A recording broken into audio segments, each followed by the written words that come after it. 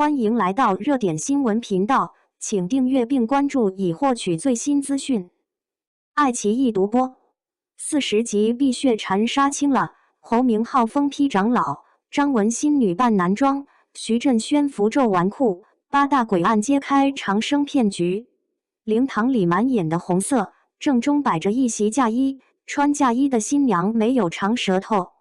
无量剑庄的剑童接连失踪，3个探案的人顺着线索找到这处阴宅，推开门看到的就是这个画面。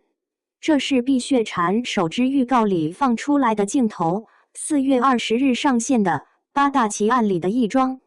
预告里能看到的还有活人、炼药和阴庙这些案子，个个看着像民间怪谈，绕来绕去又都绕回长生2个字，一件件查下去，查的全是自己身上背着的事。说出来你可能不信，这部剧拟定今年第4季度在爱奇艺独播，一共40集。原著是豆瓣阅读的小说《碧血蝉》，作者不明眼，小说原名《青石记》。2025年11月27日在横店开机，今年3月22日在云南香格里拉官宣全阵容并杀青，前后拍了114天。故事架空的大同永昭年间，15年前，邪教长生宫拿活人炼丹，江湖4大门派组成四海盟围剿，两败俱伤。15年后，一枚刻着碧血蝉的信物突然重现江湖，当年的血案和长生秘闻全被翻了出来。碧血蝉的设定也怪，说是天外陨星坠进地底，寄生了一只休眠的金蝉，重合时长在了一起。侯明昊演的杨无间是长生宫的关水长老，红衣、高马尾、金冠，精通缩骨和易容，袖子里藏着淬命的金环。这个角色身负短命心经，活不过42岁，每动一次内力就折一次寿，偏偏又背着血海深仇，不得不战。预告里他还有男扮女装查案的桥段，前一秒是长老的做派，转头换了女装在市井里套线索。打戏是侯明昊自己上的，台词用的原声。侯明昊今年的存在感不低，雀谷7月在爱奇艺开播，站内热度峰值到了8727。再往前有玉明茶谷和逍遥，但是这次的杨无间跟他以往的角色都不挨着。红衣妖冶，形式没个准谱，官方物料给的定义就是个疯批。张文新演的沈清时，朝廷昭明司的暗探，人称玉面修罗，常年女扮男装。这个角色幼年被长生宫掳去炼药，是唯一活下来的肉饮，情感感知几乎丧失。当年偷偷放他走的人，就是杨无间。15年后的重逢，2个人互相试探，又都藏着说不出口的东西。张文新这个名字，观众可能还不太熟。他去年春节档在徐克的《射雕英雄传》侠之大者里演华筝，是徐克从自己的演员训练营里亲自挑中的。广州美术学院毕业，学的是工笔人物画。2018年以模特身份出道，拍了几年时尚芭莎和家人才转的表演。《碧血蝉》就是他第1部电视剧。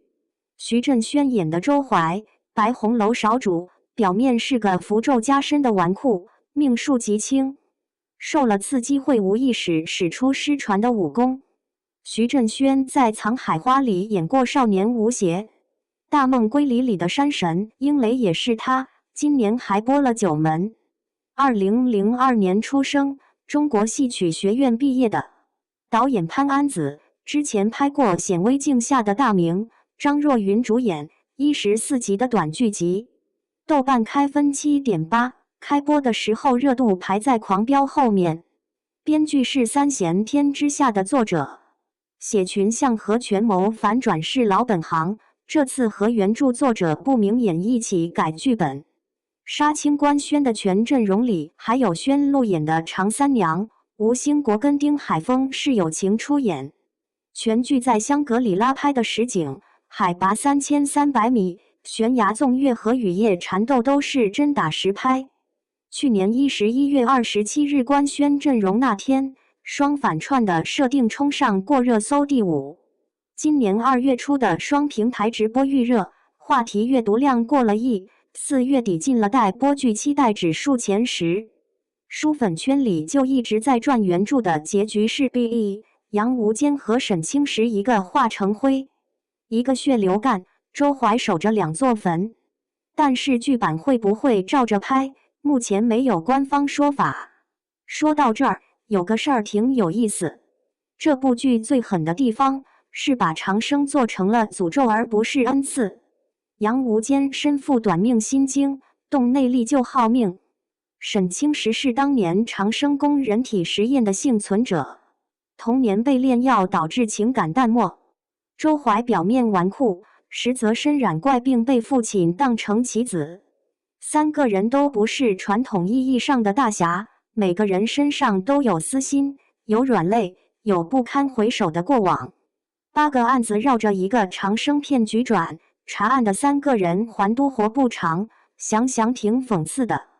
市场上近2年古装探案剧回暖，从唐朝诡事录到莲花楼，观众吃得下单元案加主线阴谋的结构，但大多数剧的主角是正常人破鬼案，靠案情的奇绝取胜。碧血蝉反过来给3个主角都开了一张病，靠人物的残缺感推进探案。这种武侠加悬疑加中式克苏鲁的新概念，在国产剧里算新鲜货。暗黑诡谲的调性，不是那种突然跳出来一个鬼吓你一跳的廉价恐怖，而是你越靠近真相，越觉得自己渺小无力。剧集用8大宗奇案串联主线，目前已经曝光的单元包括活人炼药案、阴庙案、剑童失踪案、蝉蜕诅咒案、无蛇嫁衣鬼、阴宅灭门案等。